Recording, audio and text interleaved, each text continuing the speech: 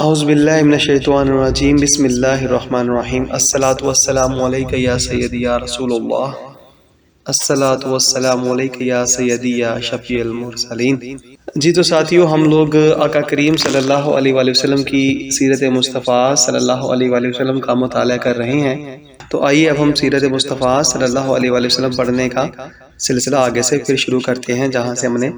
پچھلی مرتبہ پچھلی نشست میں ہم لوگوں نے چھوڑا تھا۔ تو آئیے ساتھیوں سماعت کرتے ہیں سیرت مصطفیٰ صلی اللہ علیہ وآلہ وسلم۔ حضرت حلیمہ سعدیہ رضی اللہ تعالیٰ عنہ کا شوہر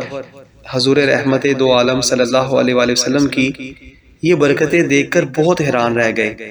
اور کہنے لگا کہ حلیمہ، تم بہت ہی مبارک بچہ لائی ہو۔ حضرت حلیمہ رضی اللہ تعالیٰ عنہ نے کہا، واقعی مجھے بھی یہی امید ہے کہ یہ نہایت ہی بابرکت بچہ ہے اور اللہ کی رحمت بن کر ہم کو ملا ہے، اور مجھے یہی توقع ہے کہ اب ہمارا گھر خیر و برکت سے بھر جائے گا۔ حضرت حلیمہ رضی اللہ تعالیٰ عنہ فرماتی ہیں کہ اس کے بعد ہم رحمت عالم صلی اللہ علیہ وآلہ وسلم کو اپنی گود میں لے کر مکہ مکرمہ اپنے گاؤں کی طرف روانہ ہوئے۔ تو میرا وہی خچر اب اس قدر تیز چلنے لگا کہ کسی کی بھی سواری اس کی گرد کو نہیں پہنچ پاتی تھی۔ قافلے کی عورتیں حیران ہو کر مجھ سے کہنے لگیں، اے حلیمہ رضی اللہ تعالیٰ عنہ، کیا یہ وہی خچر ہے جس پر تم سوار ہو کر آئی تھی، یا کوئی دوسرا تیز رفتار خچر تم نے خرید لیا ہے؟ الغرض ہم اپنے گھر پہنچے، وہاں سخت قحط پڑا ہوا تھا، تمام جانوروں کے تھن میں دودھ خشک ہو چکے تھے، لیکن میرے گھر میں قدم رکھتے ہی میری بکریوں کے تھن دودھ سے بھر گئے۔ اب روزانہ میری بکریاں جب چراگاہ سے واپس آتی تو ان کے تھن دودھ سے بڑے ہوتے، حالانکہ پوری بستی میں کسی کو اپنے جانوروں کا ایک قطرہ دودھ نہیں ملتا تھا۔ میرے قبیلے والوں نے اپنے چرواہوں سے کہا کہ تم لوگ بھی اپنے جانوروں کو اسی جگہ چراؤ جہاں حضرت حلیمہ رضی اللہ تعالی عنہا اپنے جانوروں کو چراتی ہے۔ چنانچہ سب لوگ اسی چراگاہ میں اپنے مویشی چرانے لگے جہاں میری بکریاں چرتی تھی، مگر یہاں تو چراگاہ اور جنگل کا کوئی عمل دخل تھا ہی نہیں۔ یہ تو رحمت عالم صلی اللہ علیہ وآلہ وسلم کے برکات نبوت کا فیض تھا، جس کو میں نے اور میرے شوہر کے سوا میری قوم کا کوئی شخص نہیں سمجھ سکتا تھا۔ الغرض اسی طرح ہر دم ہر قدم پر ہم برابر آپ صلی اللہ علیہ وآلہ وسلم کی برکتوں کا مشاہدہ کرتے رہے، یہاں تک کہ 2 سال پورے ہو گئے اور میں نے آپ کا دودھ چھڑا دیا۔ آپ صلی اللہ علیہ وآلہ وسلم کے تندرستی اور نشو و نما کا حال دوسرے بچوں سے اتنا اچھا تھا کہ 2 سال میں آپ صلی اللہ علیہ وآلہ وسلم خوب اچھے بڑے معلوم ہونے لگے۔ اب ہم دستور کے مطابق رحمت دو عالم صلی اللہ علیہ وآلہ وسلم کو ان کی والدہ کے پاس لائے اور انہوں نے حسب توفیق انعام ہم کو نوازا۔ گویا اب ہمارے پاس رحمت دو عالم صلی اللہ علیہ وآلہ وسلم کو اپنے پاس رکھنے کا کوئی حق نہیں تھا، مگر آپ صلی اللہ علیہ وآلہ وسلم کی برکات اور نبوت کی وجہ سے ایک لمحے کے لیے بھی ہم آپ کو آپ صلی اللہ علیہ وآلہ وسلم کی جدائی گوارا نہیں تھی۔ عجیب اتفاق کہ اس سال مکہ معظمہ میں وبائی بیماری پھیلی ہوئی تھی، چنانچہ ہم نے اس وبائی بیماری کا بہانہ کر کے حضرت بی بی آمنہ رضی اللہ تعالی عنہا کو رضامند کر لیا، اور پھر ہم رحمت عالم صلی اللہ علیہ وآلہ وسلم کو واپس اپنے گھر لائے، اور پھر ہمارا مکان رحمتوں اور برکتوں کی کان بن گیا، اور آپ ہمارے پاس نہایت خوش و خرم رہنے لگے۔ جب آپ صلی اللہ علیہ وآلہ وسلم کچھ بڑے ہوئے تو گھر سے باہر نکلتے اور دوسرے لڑکوں کو کھیلتے ہوئے دیکھتے، مگر خود ہمیشہ ہر قسم کے کھیل کود سے علیحدہ رہتے۔ ایک روز مجھ سے کہنے لگے، اماں جان، میرے دوسرے بھائی بہن دن بھر نظر نہیں آتے، یہ لوگ صبح اٹھ کر روزانہ کہاں چلے جاتے ہیں؟ میں نے کہا، یہ لوگ بکریاں چرانے جاتے ہیں۔ یہ سن کر آپ نے فرمایا، امی جان، آپ مجھے میرے بھائی بہنوں کے ساتھ بھیج دیا کریں۔ چنانچہ آپ صلی اللہ علیہ وآلہ وسلم کے اصرار سے مجبور ہو کر آپ کو حضرت حلیمہ رضی اللہ تعالی عنہا نے اپنے بچوں کے ساتھ چراگاہ جانے کی اجازت دے دی، اور آپ روزانہ حضرت حلیمہ رضی اللہ تعالی عنہا کی بکریاں چراتے، اور آپ روزانہ جہاں حضرت حلیمہ رضی اللہ تعالی عنہا کی بکریاں چرتی تھیں وہاں تشریف لے جاتے۔ اور بکریاں چراگاہوں میں لے جا کر ان کی دیکھ بھال کرتے، جو تمام انبیاء اور رسولوں علیہ الصلوۃ والسلام کی سنت ہے۔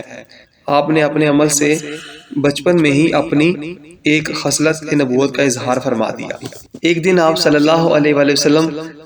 چراگاہ میں تھے کہ ایک دم حضرت حلیمہ سعدیہ رضی اللہ تعالی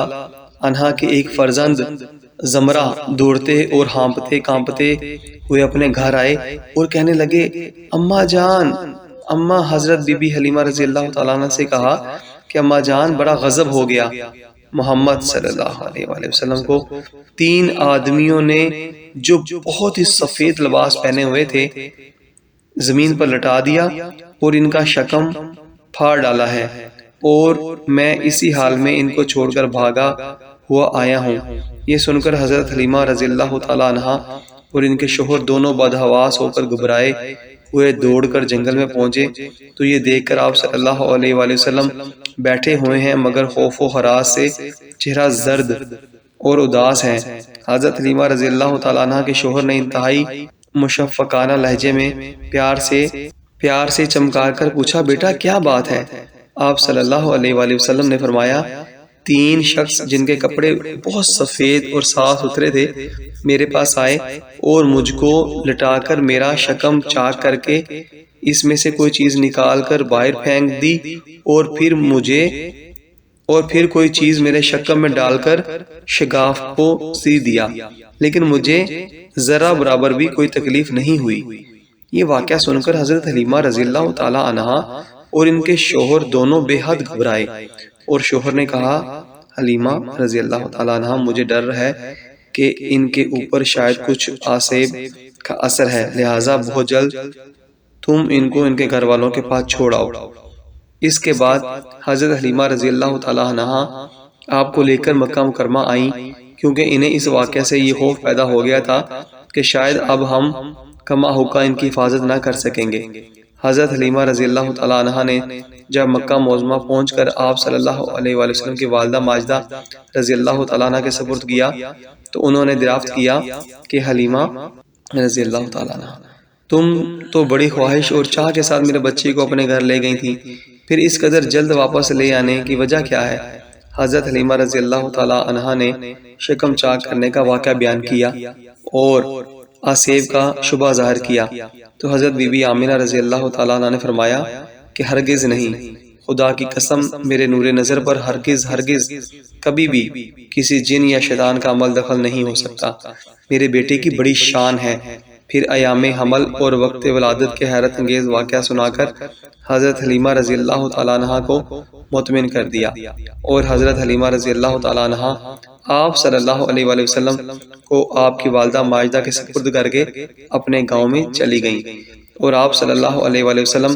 اپنی والدہ ماجدہ کی اغوش تربیت میں پرورش پانے لگے۔ حضرت مولانا شاہ عبدالعزیز محدث دہلوی رحمۃ اللہ تعالی علیہ نے سورہ علم نشرح کی تفسیر میں فرمایا کہ 4 مرتبہ آپ صلی اللہ علیہ وآلہ وسلم کا مقدس سینہ چاک کیا گیا اور اس میں نور حکمت کے خزینے بھرے گئے۔ پہلی مرتبہ جب آپ صلی اللہ علیہ وآلہ وسلم حضرت حلیمہ رضی اللہ تعالی عنہا کے گھر تھے، جس کا ذکر ہو چکا، اس کی حکمت یہ تھی کہ نبی اکرم صلی اللہ علیہ وآلہ وسلم ان وسوسوں اور خیالات سے محفوظ رہیں جن میں بچے مبتلا ہو کر کھیل کود اور شرارتوں کی طرف مائل ہو جاتے ہیں۔ دوسری بار 10 برس کی عمر میں ہوا تاکہ جوانی کی پرآشوب شہوتوں کو خطرات سے آب خوف ہو جائیں۔ تیسری بار غار ہیرا میں شک صدر ہوا اور آپ صلی اللہ علیہ وآلہ وسلم کے قلب میں نور سکینہ بھر دیا گیا تاکہ آپ وحی الہی کے عظیم اور گراں بار بوجھ کو برداشت کر سکیں۔ چوتھی مرتبہ شب معراج میں آپ صلی اللہ علیہ وآلہ وسلم کا سینہ مبارک چاک ہوا، نور حکمت کے خزینوں سے معمور کیا گیا تاکہ آپ کے قلب مبارک میں اتنی وسعت اور صلاحیت پیدا ہو جائے کہ آپ دیدار الہی عز و جل کی تجلیوں اور کلام ربانی کی ہیبتوں اور عظمتوں کے متحمل ہو سکیں۔ جی تو ساتھیو، اب ہم یہاں تک سیرت مصطفیٰ صلی اللہ علیہ وآلہ وسلم کا مطالعہ کر چکے۔ انشاءاللہ عز و جل کل ہم یہیں سے پھر دوبارہ انشاءاللہ تعالی سیرت مصطفیٰ صلی اللہ علیہ وآلہ وسلم پڑھنے کا سلسلہ شروع کریں گے۔ السلام علیکم ورحمۃ اللہ وبرکاتہ۔